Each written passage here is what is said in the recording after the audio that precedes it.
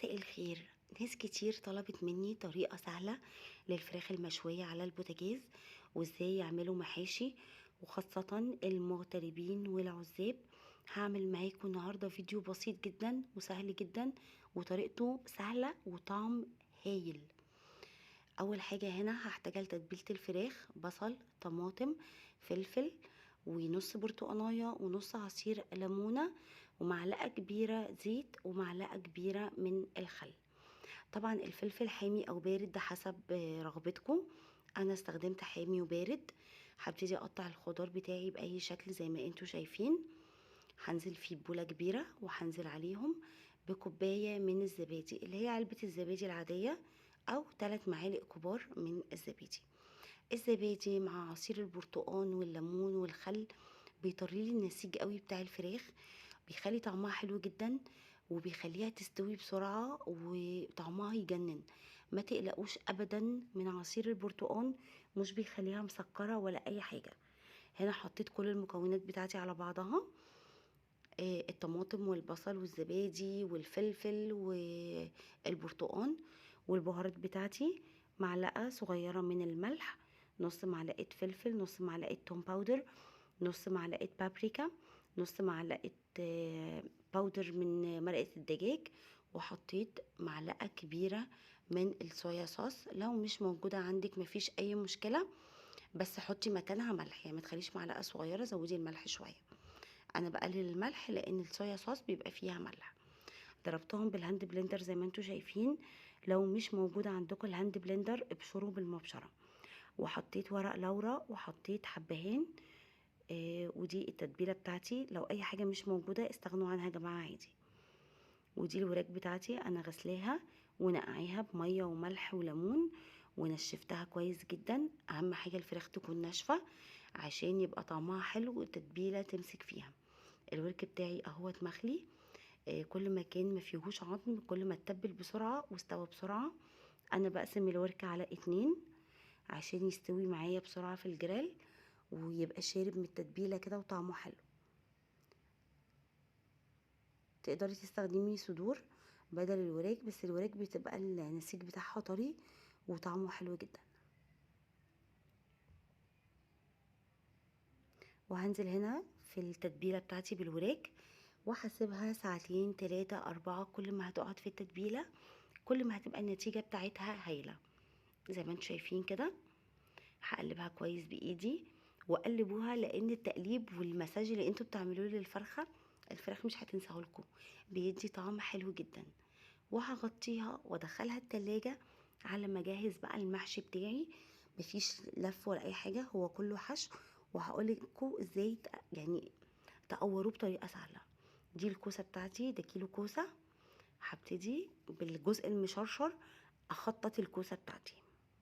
انا مش بحب اقشرها خالص. وهشيل الجزء اللي تحت ده، شيل الحته الصغيره قوي الملونه دي، ومن فوق برضو هشيل الجزء الصغير، مش هشيل كتير. وهبتدي اقسم الكوسايه نصين لان الكوسه دي كانت كبيره بصراحه. وهقورها زي ما انتم شايفين كده. ببتدي اعلم بالمقوار اهو، وهتلاقوا القلب طلع معاكم من غير اي مجهود ومن غير اي حاجه. ده المقوار الكبير. لو ما عندكيش هوريكي ازاي تعملي بالمقوار الرفيع اللي عندنا كلنا في البيت. سهلة جدا وطريقتها بسيطة وما فيهاش اي مشاكل، ويعني اسهل من كده مفيش. انا بحب يعني اقورها كويس. لو انت حابة تسيبي فيها قلب عادي زي ما تحبي، بس انا بحبها يعني متقورة تماما ما فيهاش اي قلب. بصوا، الموضوع سهل خالص وبسيط يا جماعة، ما فيهوش اي تعقيد خالص.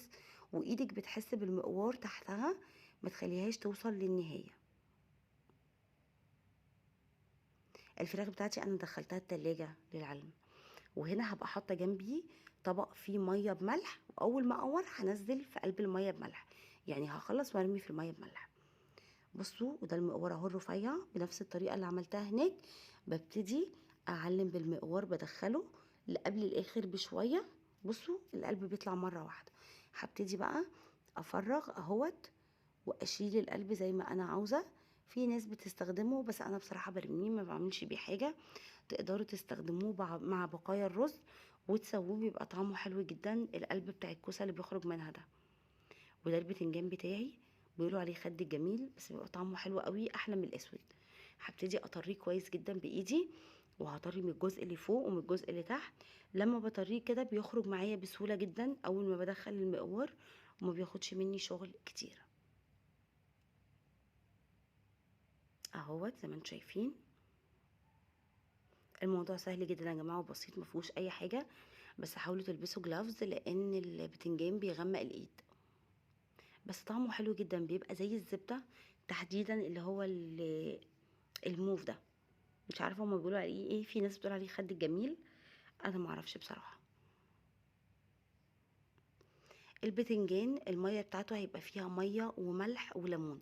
اول ما اخلص يعني وانس ما قشرت، بقوم حطاه في الميه والملح والليمون عشان يفضل لونه فاتح وحلو. بصوا اهو الطبق اللي انا حطيت فيه ملح وحطيت فيه نص ليمونيه وقلبتهم، وبحط فيه البتنجان والكوسه.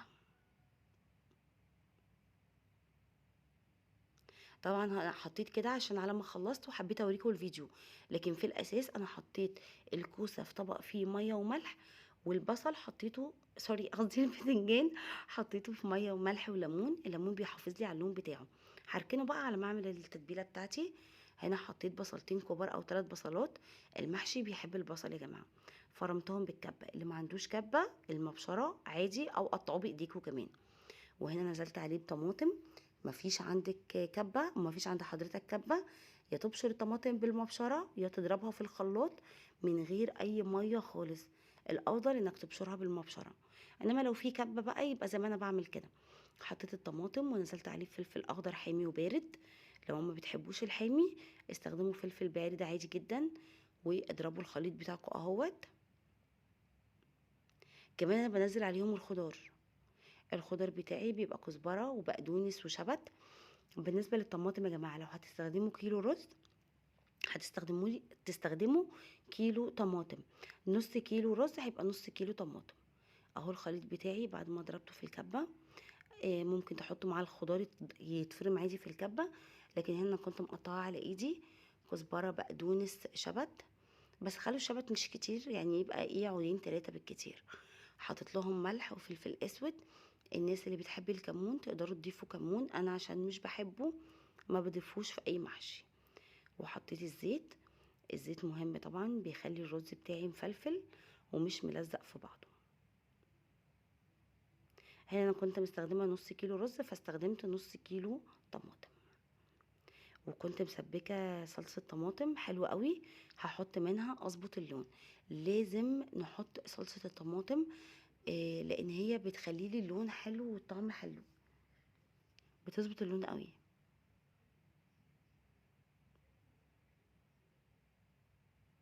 واظبطوا الملح بتاعكم، ما تنسوش رشة السكر.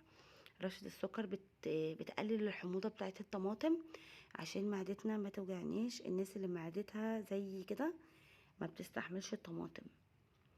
اهوت نزلت بالرز، واهي الطماطم دي انا كنت عاملاها حلوة جدا.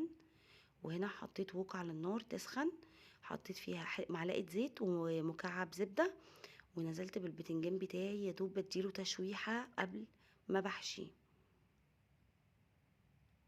بعد ما طلعته من الميه وصفيته كويس وغسلته بقى نضيف زي الفل، وبقى متصفي مفيهوش ميه، حطيته في مكعب زبده، شويه زيت، معلقه زيت، وبحطه اهوت في زي ما انتم شايفين.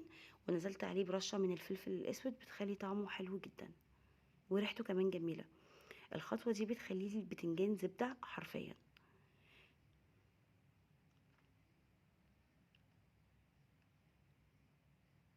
جربوه بالطريقه دي، انا عارفه ان هي هتعجبكم بجد، وطريقه سهله، ما تكسلوش عن الخطوه دي.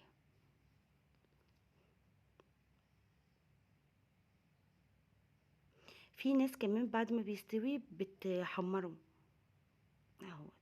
ده شكل البتنجان بتاعي، ودي الخلطه بتاعتي اهيت. بعد ما حطيت لها الصلصه وظبطت اللون بتاعها، جبت صينيه قطعت فيها طماطم وبصل، ودي كانت الفرشه بتاعت الكوسه بتاعتي. انا بحب اعمل الكوسه في صينيه، طعمها حلو جدا، انا واثقه ان هي هتعجبكم. جربوها في الفرن، بتبقى اطعم كتير من المسلوقه في الحله. وهبتدي ارصها واحده جنب واحده، وما تملوهاش جامد يا جماعه، سيبوا فيها مساحه كده تتنفس. اهي الصينيه بتاعتي. وهنا هبتدي اجهز محشي البتنجان، برضو قطعت بصلايه وطماطمايه، بحط لهم رشه فلفل اسود ورشه صغيره من الملح. وهبتدي احشي البتنجان. برضو البتنجان ما بحشيهوش، بصوا بخليه طري كده وفي مساحه كبيره عشان الرز بيزيد اهوت. شايفين؟ ده هحطه في الحله، ما بحبش اعمله في الفرن لانه في الفرن بينشف. هبتدي ارصه اهو زي ما انتم شايفين في الحله. ودي الشوربه اللي انا يعني هشرب بيها المحشي. ميه مغليه، حطيت عليها ملح، فلفل اسود، رشه صغيره قوي من السكر، لان فعلا معدتي يا جماعه ما بتستحملش اي حاجه مسبكه. فالسكر بيخلي، هو اصلا مش متسبك بس هو ما بيستحملش اي حاجه فيها طماطم واكل كده. السكر ما بيخليش فيه حموضه ولا تعب في المعده. حطيت مكعب من الزبده، ودي مرقه الخضروات من كنور، طعمها حلو قوي ومخليه المحشي بجد طعمه جميل. نزلت بيها. لو عندكم شوربه، الشوربه هتغنيكوا عن كل ده. هتغلوا الشوربه وتنزلوها على المحشي على طول. وحطيت شويه من الزيت. الزيت حلو بيخليه المحشي بيلمع. وحطيت معلقه كبيره من الصلصه، يبقى انا حطيت ملح، فلفل اسود، زيت، زبده، ميه بتغلي، ومعلقه كبيره من الصلصه. وهبتدي اشرب المحشي بتاعي. هنا انا الرز بتاعي من النوع اللي بيقبل ميه كتير، فهغطي الكوسه بالشوربه. لو انتوا اقل طبعا هتقللوا الكميه، بس انا الرز بتاعي بياخد ميه، رز بلدي. وهنا برضو البتنجان انا حاولت اسويه وهو واقف، معرفتش بصراحه. انا ما بعرفش اسويه غير بالطريقه دي وبيطلع حلو جدا. بس هنا مش بغطي البتنجان بالشوربه زي ما انتم شايفين كده، بخليها عند بدايه يعني عند اخر صف بتنجان.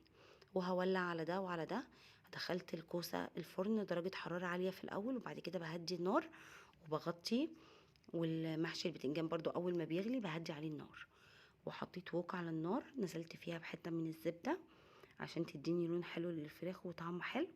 اول ما هتتحمر هبتدي اقلبها الناحيه التانية. اول ما هتاخد لون من ناحيتين هنزل عليها بالتتبيله اللي انا كنت متبلاها فيها، وههدلها النار وهسيبها تستوي. الوراك ما بتاخدش وقت، بلس ان انا حاطه زبادي وبرتقان وحاجات، فهتخليها تستوي براحتها. لو لقيتوها لسه ناشفه شويه او مش مستويه كويس، هتحط لها ربع كوبايه من الميه بس، دي هتسويها وهتخليها كويسه جدا. شكل المحشي بتاعي، الكوسه بعد ما استوت فتحت لها الشوايه، البتنجان مستوي وطعمه حلو جدا، وبجد كان طعمه رهيب يا جماعه. الفراخ زي ما انتم شايفين جوسي وطريه ومستويه وطعمها حلو جدا. وتقدروا تولعوا فحمايه وتشوها عليها، هتخلي طعمها رهيب. هتحطوا الفحمايه في حته فويل وتنزلوا عليها بمعلقتين من الزيت. حلوه جدا. جربوا الوصفه دي، انا واثقه ان هي هتعجبكم.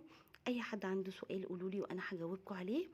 واستنوني، هنعمل مع بعض حاجات حلوه كتير، ومستنيه تطبيقاتكم. باي باي.